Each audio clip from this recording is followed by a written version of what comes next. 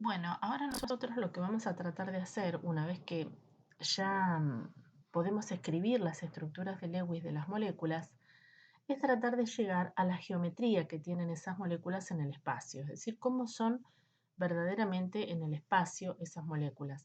Esta geometría va a ser muy importante porque vamos a ver más adelante que va a ser la responsable, la geometría, de muchas de las propiedades que tengan estas sustancias. Entonces es importante poder conocer la geometría molecular. Esta teoría se llama teoría de la repulsión de los pares electrónicos de valencia, que ponemos las iniciales de esta manera. TREPB, así por ahí la vamos a encontrar en algún problema que tengamos que resolver. ¿En qué se basa esta teoría? Fíjense en las interacciones electrostáticas entre los pares de electrones externos o de valencia. Volvemos a decir lo mismo. Es decir, va a tratar de justificar la geometría de las moléculas usando de nuevo los electrones de valencia que tienen cada uno de los átomos. Entonces va a tener tres postulados generales. El primero dice, la distribución de los enlaces alrededor del átomo central depende del número de pares de electrones que lo rodean, que recuerden que son los electrones de valencia, ya que determinan regiones de alta densidad electrónica a su alrededor. ¿Qué es lo que quiere decir esto? Alrededor del átomo central va a haber acomodados pares de electrones que podrán ser enlazantes o no, pero que ellos van a generar alrededor del átomo central densidades de alta, regiones, perdón, de alta densidad electrónica. Esas regiones de alta densidad electrónica se van a ordenar alrededor del átomo central de manera que su separación sea máxima. ¿Por qué se van a tratar de alejar lo más posible? Para generar la mínima repulsión, con ese objetivo. Y por último, los pares de electrones sin compartir, porque vamos a tener moléculas en las cuales queden pares de electrones libres en el átomo central, van a ocupar un espacio mayor alrededor del núcleo porque tienen una mayor repulsión. Al generar una mayor repulsión, ocupan más espacio. Con estos postulados y la estructura de Lewis de una molécula, vamos a poder determinar su geometría molecular. Ahora lo que vamos a ver en esta tabla son las 5 geometrías electrónicas con las cuales nos vamos a encontrar, que van a depender del número de pares de electrones que nos encontramos alrededor del átomo central. Y lo vamos a ver con ejemplos. Por ejemplo, si tenemos dos regiones de alta densidad electrónica alrededor del átomo central, como podría ser una molécula de este tipo, la geometría siempre va a ser lineal. ¿Por qué? Porque esos dos átomos van a tratar de estar lo más alejados posibles para generar la menor repulsión. Entonces va a hacer que se ubiquen en forma totalmente opuesta, formando un ángulo de 180 grados. Si tuviéramos tres regiones de alta densidad electrónica alrededor de un átomo central, ya tendríamos esta estructura que es plana trigonal. Es decir, los átomos se dirigen hacia los vértices de un triángulo y esa es la forma en la que se encuentran lo más alejados posibles. Si tuviéramos cuatro densidades electrónicas alrededor del átomo central, se armaría un tetraedro. Es decir, los pares de electrones o los átomos se dirigen hacia los vértices de un tetraedro regular. Acá el ángulo es de 120 grados, olvidé decirlo, y acá es de 109,5 grados. Todos los ángulos son iguales. Hay muchas moléculas que tienen esta estructura tetraédrica. Después vamos a ver los ejemplos. Y después nos queda, cuando tenemos 5 regiones de alta densidad electrónica alrededor del átomo central, que no son tantas moléculas, pero tenemos que verlas también, se va a formar esta estructura que es bipirámide trigonal. Bipirámide porque es como que fuera, ¿ven? Una pirámide para arriba y una pirámide para abajo sobre una base triangular que hay en el centro. Acá tenemos un ejemplo como el pentacloruro de fósforo, que después también lo vamos a ver para una hibridación.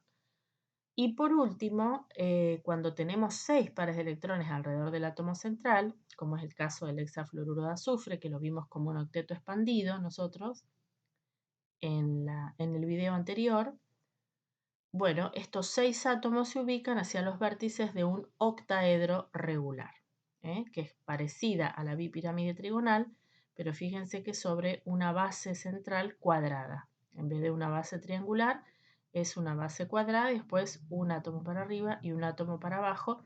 Entonces hace como estas dos pirámides también, pero se llama estructura octaédrica. ¿Qué es lo que nosotros tenemos que distinguir cuando hablamos de geometrías?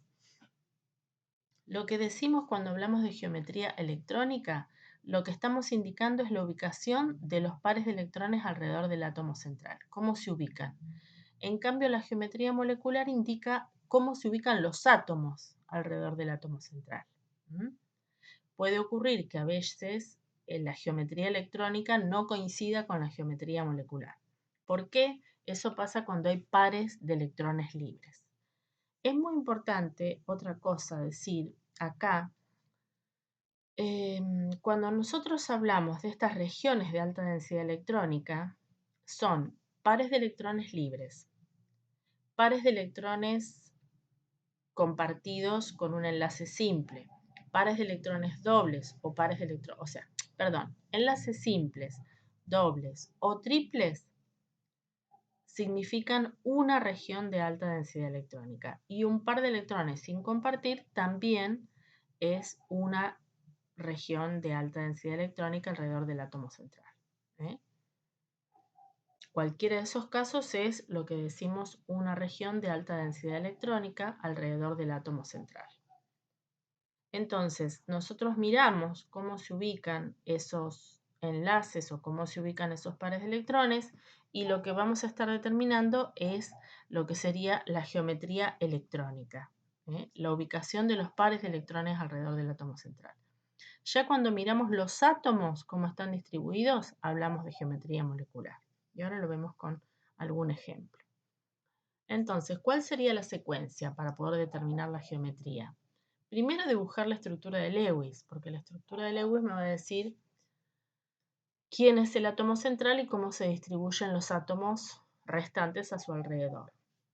A partir de ahí determinar las densidades electrónicas alrededor del átomo central, teniendo en cuenta lo que ya dijimos, que una región de alta densidad electrónica alrededor del átomo central es un enlace simple o un enlace doble o un enlace triple o un par de electrones sin compartir.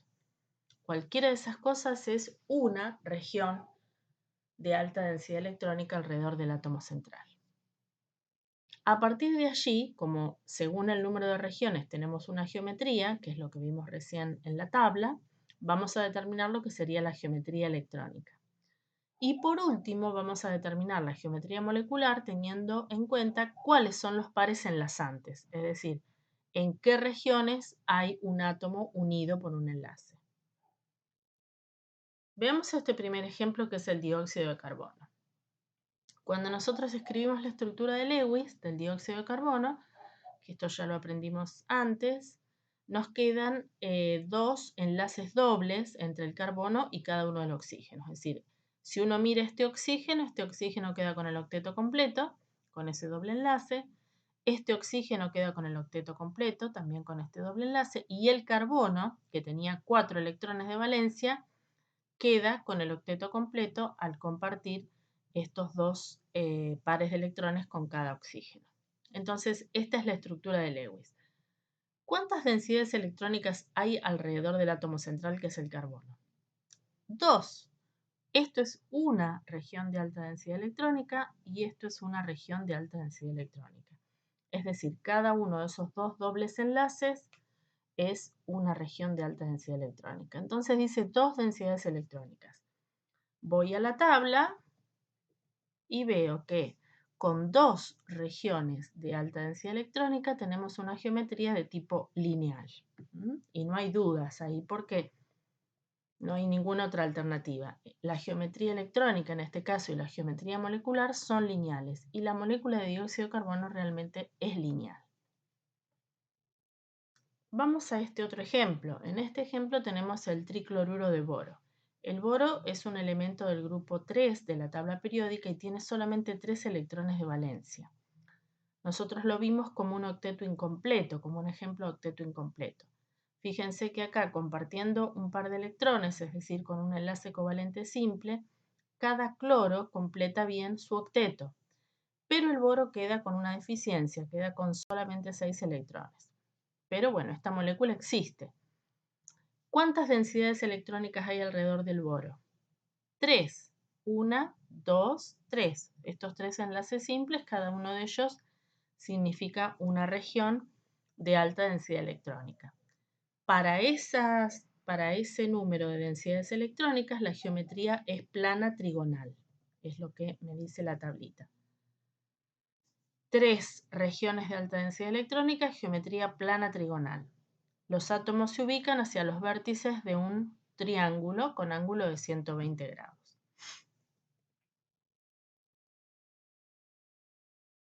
Entonces tenemos el boro en el centro y cada uno de los cloros hacia los vértices de ese triángulo, y todos estos ángulos son todos iguales de 120 grados. Geometría electrónica y geometría molecular es iguales porque no hay pares de electrones libres. Vamos a este ejemplo, dióxido de azufre. El azufre y el oxígeno ambos tienen 6 electrones de valencia, completan su octeto compartiendo un doble enlace con cualquiera de los oxígenos, podría haber sido este o podría haber sido este. Entonces, este oxígeno, fíjense que completa su octeto, este oxígeno también completa su octeto y el azufre completa su octeto, pero le queda un par de electrones libres. Acá tiene un enlace simple, un enlace doble con este oxígeno y un par de electrones libres. Entonces, ¿cuántas regiones de alta densidad electrónica hay alrededor del azufre? 1, 2, 3. 3 densidades electrónicas. Ya sabemos que esa geometría, la geometría electrónica al menos, es plana trigonal, igual que en el caso anterior. Pero si yo miro a la molécula, voy a ver que la molécula en realidad es angular, porque estoy mirando solamente la ubicación de los átomos alrededor del átomo central. Entonces están formando un ángulo, el azufre con los dos oxígenos. Y acá le queda un par de electrones libres que se dirige hacia la otra esquina, digamos, de ese triángulo hipotético que armamos, que es esa geometría plana trigonal. Entonces, la geometría electrónica es plana trigonal y la geometría molecular es angular. 4, son 4 densidades, sí. Metano, carbono y los 4 hidrógenos rodeando al carbono. Con cada uno de ellos se forma un enlace covalente simple. Entonces el hidrógeno completa sus 2 electrones, es decir, adquiere la estructura del helio, que es lo que busca el hidrógeno, y el carbono completa el octeto. ¿Cuántas densidades hay? 4 densidades electrónicas. En este caso, la geometría electrónica es igual a la geometría molecular y es tetraédrica. Cada uno de los hidrógenos se dirige hacia los vértices de un tetraedro regular, con un ángulo de 109 grados. Si volvemos a la tabla de geometrías, vamos a ver qué es esta. Esta es una estructura que no es plana, se da en las 3, digamos, es tridimensional.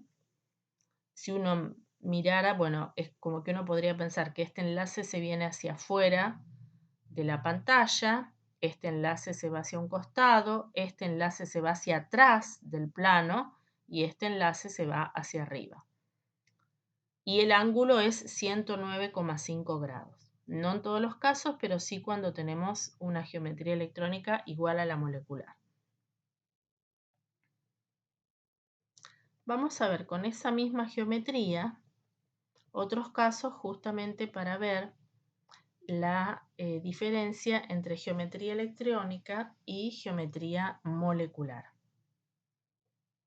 Acá vamos a ver 3 casos que tienen la misma geometría electrónica. El metano, que recién vimos, el amoníaco, metano, amoníaco y agua.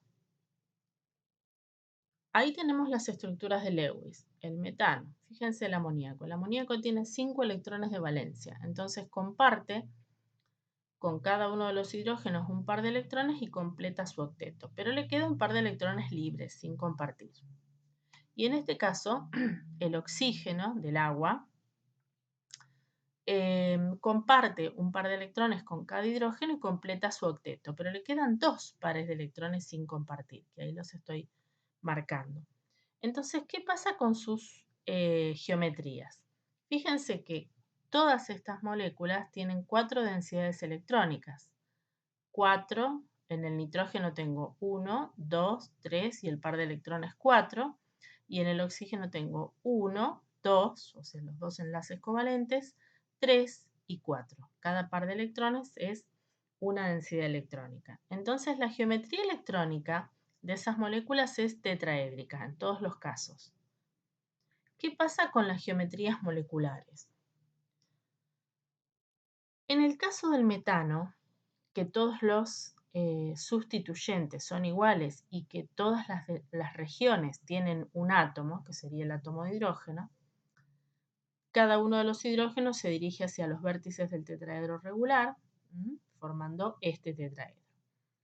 En el caso del amoníaco, los hidrógenos se dirigen hacia los vértices del tetraedro regular, pero pasa que este par de electrones libres ocupa más espacio, que es lo que marcamos acá como un orbital más grande, porque generan más repulsión, que es una de las cosas que nos dice la teoría, uno de los postulados de la teoría.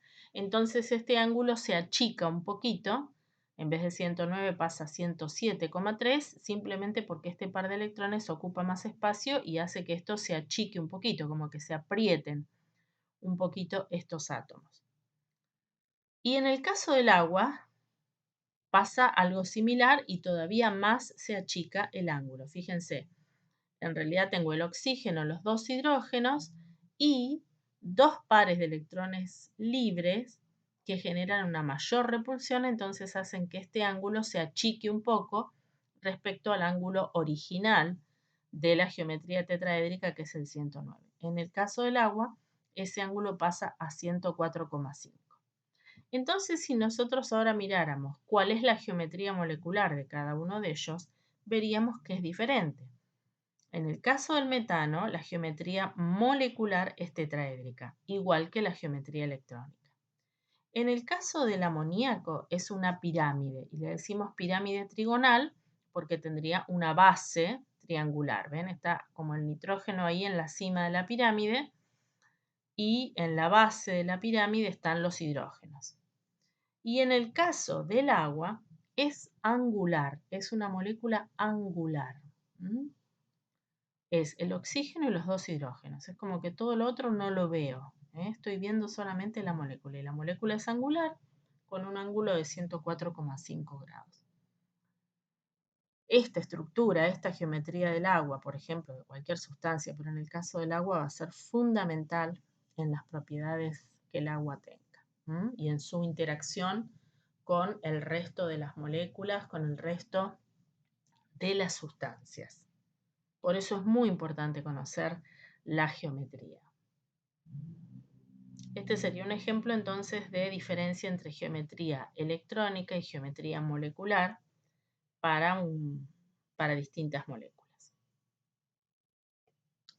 Acá tenemos una tabla donde se muestran ejemplos nada más de algún tipo de estructuras también diferentes. Por ejemplo, si tenemos 3 pares de electrones y la distribución de los pares de electrones me da plana trigonal, cómo la molécula en realidad me puede dar geometría angular, por ejemplo en el dióxido de azufre. El amoníaco, que es el caso que vimos recién, tiene una geometría electrónica tetraédrica, pero la geometría molecular es plana trigonal. El agua tiene una geometría electrónica tetraédrica, pero la molécula es angular. Este ion, que es el ion yodo 3, con una carga negativa, ese ion yoduro, triyoduro, como el yodo tiene varios pares de electrones libres, tiene 3 pares de electrones libres, entonces va a tener 5 densidades electrónicas alrededor del átomo central, por lo tanto va a formar una bipirámide trigonal, pero en realidad los 3 átomos de yodo se van a ubicar en una misma línea formando una estructura lineal. Cuando tenemos 6, por ejemplo acá tenemos un ejemplo de 6 densidades electrónicas alrededor del átomo central, que en este caso va a ser el caso del pentafluoruro de bromo. el bromo va a quedar con un par de electrones libres. Entonces, si bien la geometría es octaédrica, ese par de electrones libres, sin ocupar, hace que cuando miremos la molécula veamos una pirámide cuadrada. Es una pirámide, pero con base cuadrada en vez de con base triangular.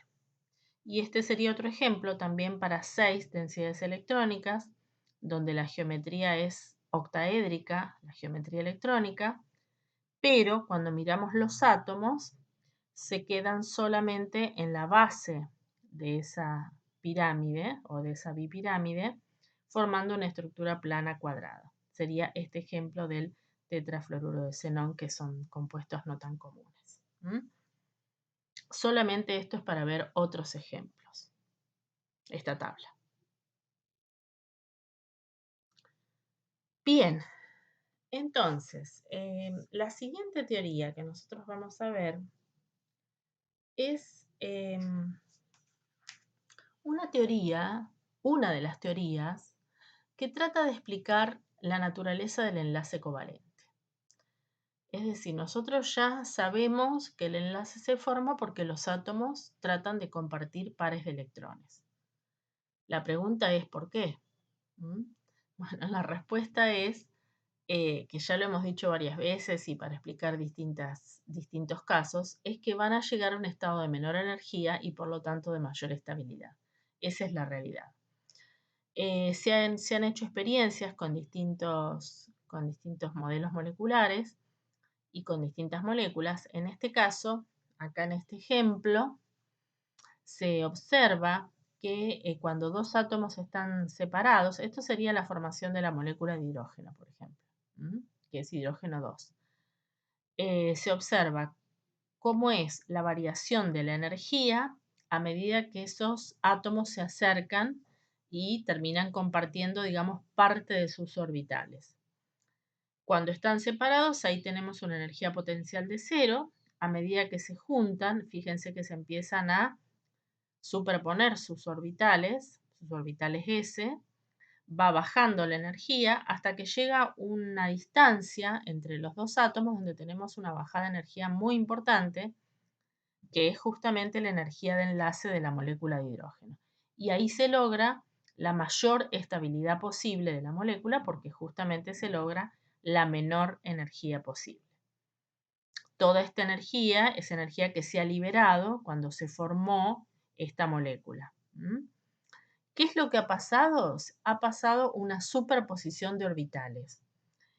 ¿Cómo tienen que estar esos orbitales para que se forme un enlace? Tienen que estar semiocupados. ¿Qué quiere decir semiocupados? Que hay un solo electrón. Recuerden ustedes que dijimos que en cada orbital puede haber hasta 2 electrones. Eso sería un orbital totalmente ocupado con electrones apareados. Si nosotros tenemos un electrón con un orbital con un único electrón, decimos que tenemos un electrón desapareado. Entonces, la teoría del enlace de valencia dice que los átomos que tengan orbitales con electrones desapareados, es decir, orbitales semiocupados, van a poder formar un enlace covalente simplemente por superposición de esos orbitales, como que se interpenetran uno con el otro y forman una zona de superposición. En esta siguiente diapositiva, que se ve más claro qué es lo que pasaría, vemos, digamos, que empieza a haber una atracción del núcleo de uno de los átomos por los electrones del otro. Entonces los electrones como que se mueven a esta zona central y a medida que se acercan se va formando, esto rojo significa que acá están los electrones, se va formando una zona que es la zona de traslape o la zona de superposición, donde van a estar los electrones. Esa zona va a estar entre los dos núcleos. Estos son los núcleos de cada uno de los átomos de hidrógeno. ¿Y qué pasa con los electrones? Los electrones se van a usar se van a colocar, se van a quedar allí en esa zona de superposición de los orbitales y esto que nosotros vemos acá sería la molécula. En esa molécula, los dos únicos electrones que hay, estamos viendo la molécula de hidrógeno, ¿no? Se quedan la mayor parte del tiempo en esta zona que es la zona de superposición de orbitales. ¿Por qué se quedan ahí? Bueno, porque se quedan justamente atraídos por atracción electrostática de cargas por los dos núcleos que recuerden que son positivos. ¿eh? Finalmente terminamos explicando también el enlace covalente como una atracción electrostática. Si bien en este caso se comparten electrones y no hay una transferencia neta de electrones como en el caso del enlace iónico. ¿eh? Muy bien, lo que vamos a distinguir son los tipos de enlace que nosotros nos vamos a encontrar dentro del enlace covalente. Un enlace se llama sigma, esta letra griega sigma. Y este enlace sigma es aquel en el cual esa nube de electrones que se produce por superposición de orbitales presenta simetría alrededor del eje internuclear. ¿Cuál es el eje internuclear? Es el eje que une a los dos núcleos. Si uno pudiera trazar un eje imaginario. Por ejemplo, si nosotros tenemos acá la molécula de hidrógeno, los dos átomos de hidrógeno, cada uno aporta su orbital 1s, por eso es un orbital esférico, se superponen, esta es la zona de superposición de orbitales, en la zona del enlace, y fíjense que esa zona, si uno atraviesa un eje internuclear, atraviesa la zona. Entonces, esta nube, producida por superposición de orbitales, presenta simetría alrededor de ese eje internuclear. Si, por ejemplo, se superponen dos orbitales de tipo P, como pasaría en la molécula de flúor, el flúor tiene un último orbital P con un electrón desapareado, se superponen así de esta manera frontalmente, y uno trazara también el eje que une los dos núcleos, el eje internuclear, va a ver que esta zona de superposición ocurre justamente sobre el eje internuclear. Entonces sigue siendo un enlace sigma. Este ejemplo es el del ácido clorhídrico, donde tenemos, este sería el átomo de hidrógeno, que pone su orbital 1s, y este sería el átomo de cloro, que pone uno de sus orbitales 3p, el único que le queda con un electrón desapareado. Se produce la zona de superposición y si uno trazara un eje imaginario que atraviese los dos núcleos, vería que esa zona de superposición se produce sobre el eje internuclear. Estos entonces son todos casos de enlace sigma. El enlace sigma es el más fuerte de los enlaces covalentes. El otro enlace que nosotros podemos encontrarnos es un enlace que se llama pi. En este caso, la superposición de orbitales hace que las nubes se produzcan por encima y por debajo del plano de los átomos que se unen. Es decir, la superposición no se produce sobre el eje internuclear, sino que se produce por encima y por debajo. Y esto pasa cuando se superponen lateralmente los orbitales. Y pasa con los orbitales p. Según las direcciones que elijamos, digamos, para los orbitales p, recordemos que tienen tres direcciones en el espacio, x, y z. Si nosotros suponemos que la dirección x va en este sentido, cuando se superpongan estos orbitales van a ser un o sea, se van a superponer más o menos de esta manera como la escribimos para el flúor, de forma frontal. Pero cuando se superpongan los p sub i o los p sub z, fíjense, si yo pensara en cómo se superponen estos dos orbitales, la zona de superposición es este pedacito acá arriba y este pedacito acá abajo. Si yo trazara el eje internuclear, fíjense que la zona, esa nube de electrones, aparece por encima y por debajo del eje internuclear. Cuando hago la superposición de orbitales pi pasa lo mismo. Si yo trazara un eje internuclear acá, vería que la zona de superposición de orbitales está por encima y por debajo de ese eje o de ese plano. Estos enlaces se llaman enlaces pi y son más débiles que los enlaces sigma. es decir, son de menor energía. ¿Cuándo vamos a obtener enlaces pi? Cuando tenemos dobles o triples enlaces. En el caso del oxígeno sería una sola, ya tendríamos un enlace doble formado por un enlace sigma y uno pi. Y en el caso del amoníaco tendríamos un enlace sigma y dos enlaces pi. Esos enlaces, los enlaces pi, son más débiles que los enlaces sigma. Entonces, fíjense esta consigna. Cuando tenemos dobles o triples enlaces, uno es sigma y el resto son pi. Por eso decíamos, en el oxígeno yo tengo un enlace sigma y un enlace pi, y en el nitrógeno tengo un enlace sigma y dos enlaces pi. Eso sería entonces en cuanto a distinguir el tipo de enlace covalente que nos vamos a encontrar.